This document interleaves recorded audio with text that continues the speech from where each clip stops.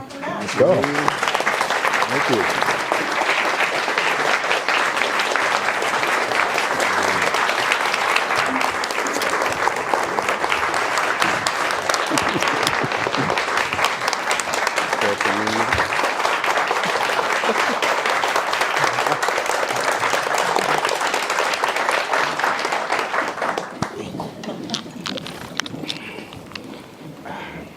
And so we're going to turn to all of you in a couple of minutes for your questions, so we can prepare them. But for now, I'm going to turn first to Raymond and then to Kevin, just to kind of hear your reflections a little bit about, the state of the criminal legal process then and now.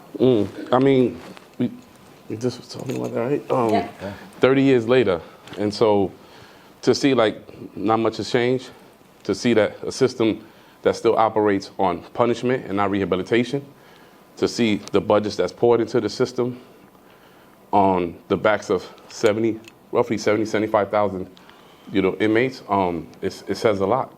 It says that at the end of the day that you can put out an emotional cry and people will respond, and it will make people turn their backs, and once they turn their backs, you can get away and do whatever you want. And so I think that we have to look at the system. It still operates at a fast pace, and it's been ahead for a long time, and it's very complex. There isn't one solution, it has to be multiple solutions. And so we always ask people to come and bring those solutions to the table, because we need to hear all possible ideas, right? So it's always a call to arms. It's always a call that we ask people to come on and get involved, and it doesn't matter, nationality, race, creed, sexual orientation, it doesn't matter, because the system needs somebody to occupy a spot. It needs somebody to sit in that jail cell, and they'd rather have our youth sit in the jail cell than actually occupy a college dorm.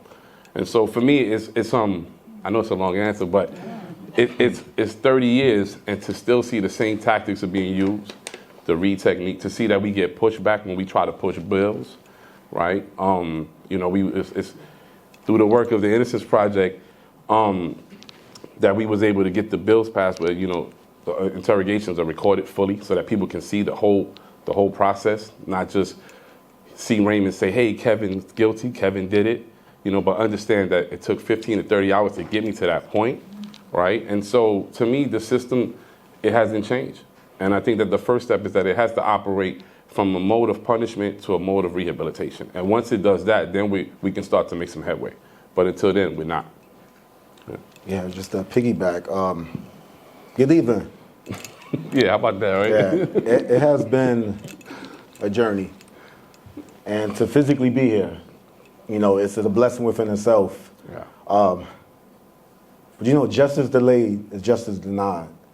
We're still fighting, and like I just mentioned, we're in our late 40s, and we've been fighting for almost our whole life, since 14 years old, and we're here.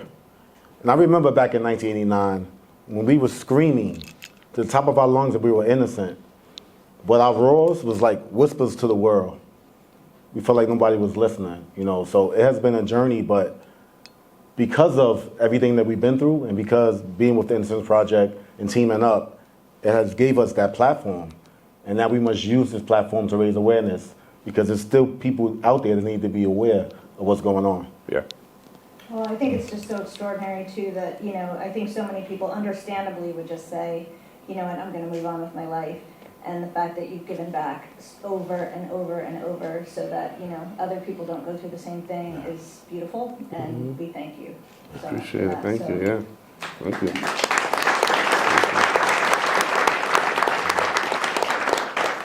So we'd like to turn to all of you now and hear some of your questions. So I know that we're going to get a little help. Oh, you got something in my hands? Hello. Hello.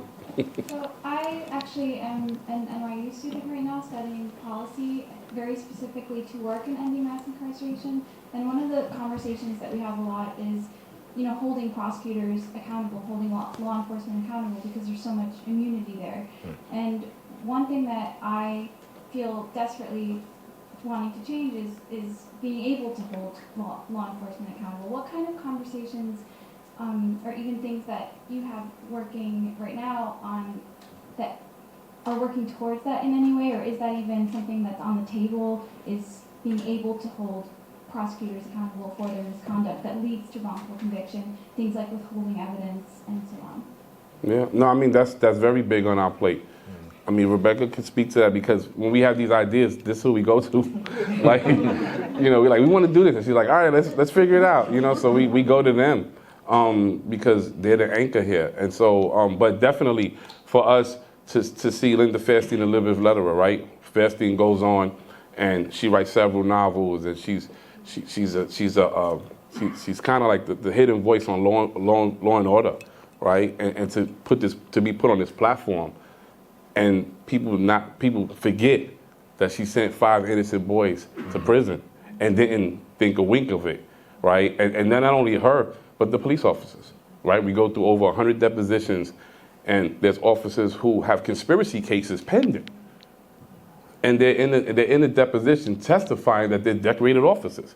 Detective Arroyo, who's in my case, they find a guy who's dead in the car. There's $30,000 in the trunk. They take it and they split it. Right? And the rookie is the one who turns them in. So we do, that's something that's definitely at the top of the list that we have to look at, immunity, and take that away. Yeah, definitely. And the key word you said was accountability. We need to hold people accountable from the top positions down to the last. And that's what happened in 1989. There was no accountability. People got away with quote unquote murder, and it's bad that these things happen. And I remember when I lost trial,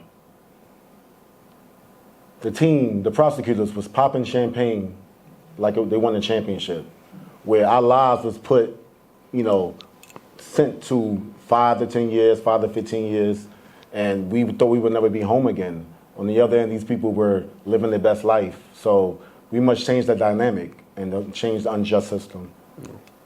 Yeah, I mean, there's no question, and even in the wake of George Floyd's murder, Congress was unable to pass what would have eliminated qualified immunity for police. And so that really is a fight that's now turned to the states. I will say New York State became the first state to create an independent commission on prosecutor misconduct. That is still being populated, right? We don't even know the composition of that group yet, but we're hopeful after it was, by the way, legally challenged by the DA's Association here in New York. So that will be, the first effort, national effort to have an independent commission. So we'll definitely, keep our eyes on that. And just one other amazing thing that did happen recently on the policy front was the elimination of, there was a law that was called 50A, which basically effectively allowed police disciplinary records to remain entirely secret.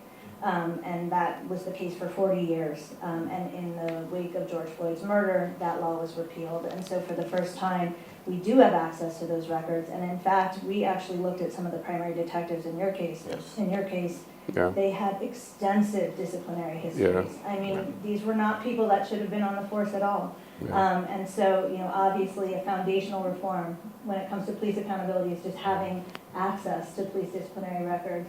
Of course, now we have to go further, right, and demand accountability, in the face of that information.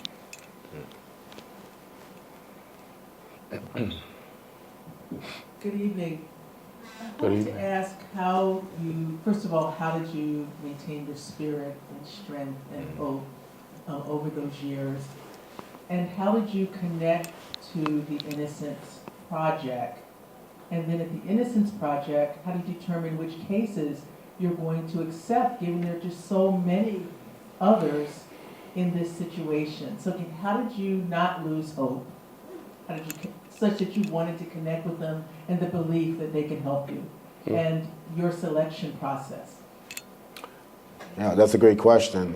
People often ask that, how did you get through it? And we had this strength within us. We just did it. It's a word I use a lot, is resilience. That even from such a young age, we had that resilience within us to keep fighting. And that's why I mentioned that growing up in Harlem, New York City, I seen people fighting for justice even before I knew what it was. I seen stop and frisk before it was labeled that in the 80s. And I grew up in the 80s when it was hard. And one thing for me, my family, my mother, my sisters, which 3 of them are here today, since that time, that I had them to show to me, in a sense, but it was hard, especially in the 80s when back when we had yellow pages. Some of y'all might be young, but I remember people used to call my mother's house and say, your son need to be castrated and hang up. Or the other 4 should be horsewhipped in Century Park, while the eldest, Corey Wise, should be hung from a tree. So those things that's kept us keep fighting, you know. And people often ask me, like, wow, you know, you people are iconic for what you did. But all we knew was to fight, you know. But I know I had my family with me the whole time, and it was hard. The ordeal was hard. You know, people might see me and Raymond, you know, very polished, but we have these indelible scars. We have these scars that we have been through all these years, and it's been 30 plus years. If you do the math, that's a long time to be dealing with this, but we're here. Still. Yeah. And the Twitter piece, after exoneration, I heard about the Innocence Project, and I reached out, and it was Matt. It was a guy named Matt at the time, and he said, "You never been to the project?" And I was like, "No." And he was like, "Well, come on down." And so I came down to the project just to get a tour, and I met a woman by the name of Liz Webster. Yeah. Right? And Liz said, "Hey, you ever did any speaking?"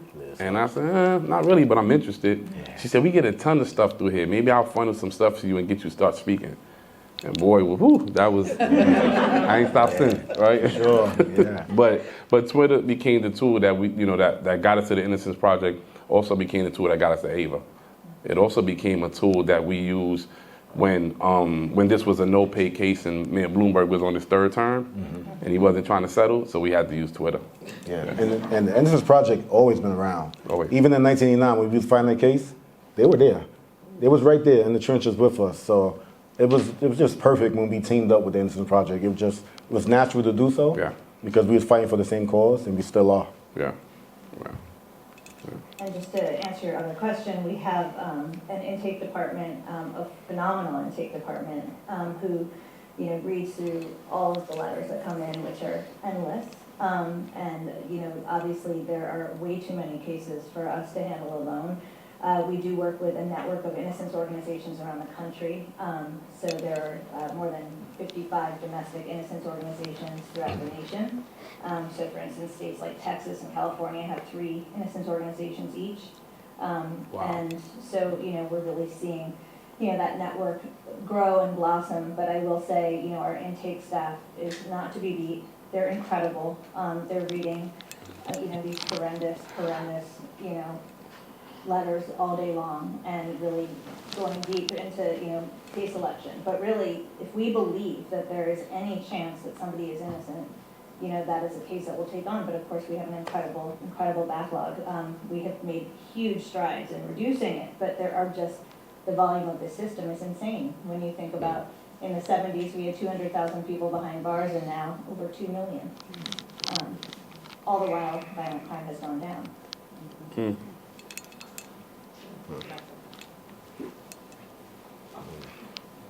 Hi, I'm a retired police officer, and we got to start with the basis. When they team you up with a partner, you got to let your partner know. First of all, if you didn't see it, you don't know what happened, then you got to take caution to that. I started out as a transit cop with